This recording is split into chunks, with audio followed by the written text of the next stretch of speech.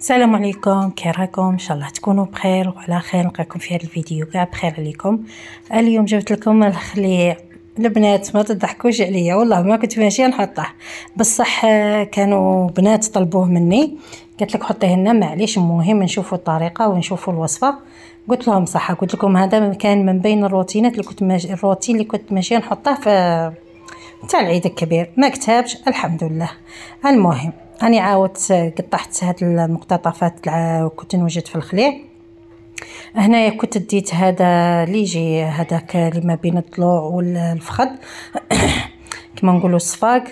وكل واحد وكيفاش يسميه. هذه اللي تجي هكا فيها اللحمه، وكاين اللي تجي رقيقه، كاين اللي يديرها في العصبان، كاين اللي يديرها في البكبوكه، كل واحد وكيفاش يديرها. انا دائما كي تصح لي نديرها خليع.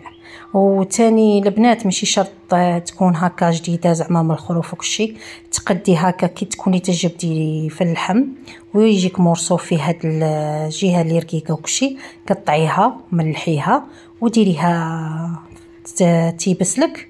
كي تيبس رفديها، يعني راه غادي يجيك خليع نورمال، ماشي شرط زعما غير هذاك النهار تكون جديد ولا ما غاديش يندار. هذه كنصيحه وانا راني مجربتها ومداري نديره.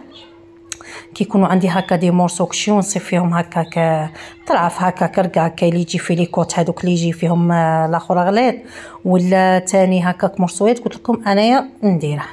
ما علينا.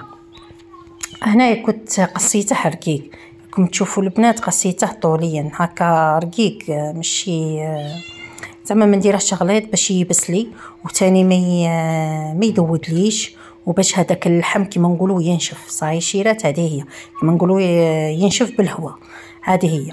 وثاني كي غادي نملحه ان شاء الله يا رب العالمين. كنت ملحته ووجدته وراه طاب والحمد لله. كان نديره في الظل. كاين اللي يقول لك السمش ما ديريهش في السمش، ديريه في الظل. الخليع لكي باغيت لك لكي باغي الخليع زعما ما يجيكش هكاك فيه ديك الريحه، كاين اللي غير من الريحه تاعها ما يقدولاش، ديريه في الظل. انا نديره في الظل البنات. كان عندي هكا تاقه في الكوزينه، دايره فيها في التاقه تاع الكوزينه دايره واحد الحبل صغير هكا، كي نديره ننشره تما. وشوفوا هنايا كي كملت راني ملحته ونشرته.